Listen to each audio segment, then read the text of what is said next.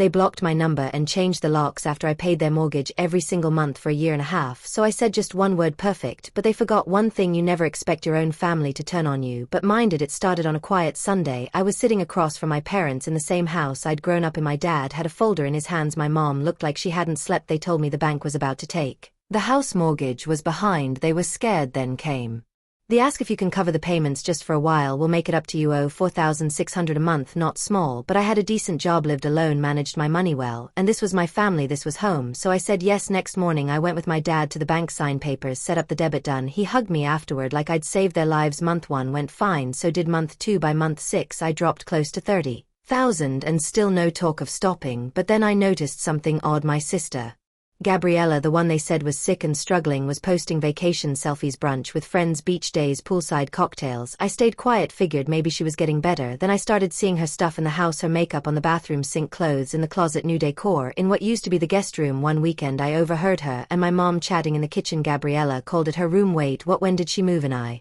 started paying closer attention. Next visit, I saw even more signs. She had basically taken over the place. I waited until the 12th month to bring it up, sat my parents down, and asked gently, when do you think you'll be ready to take back the mortgage? My dad stiffened. My mom gave that soft, rehearsed look. Your sister's still recovering emotionally from a breakup that was her illness. But here's what hurt more than the money: she was playing the role of the family savior, posting things like, grateful to help my parents during hard times, blessed to give back the love I received, give back.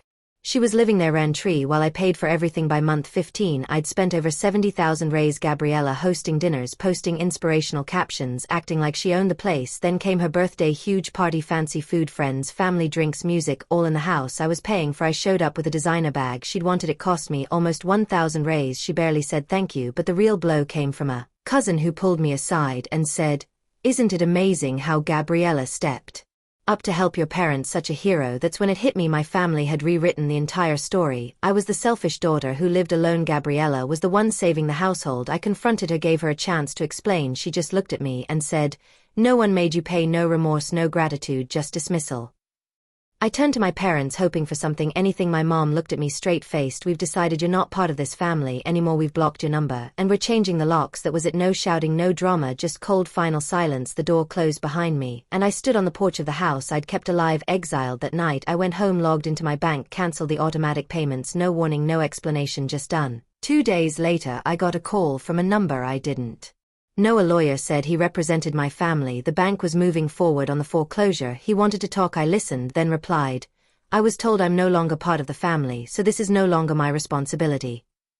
Click. After that the messages started: emails, DMs, WhatsApps from unknown numbers, all saying I was overreacting, that I was punishing the whole family, that I was being cruel. But not one message said, I'm sorry.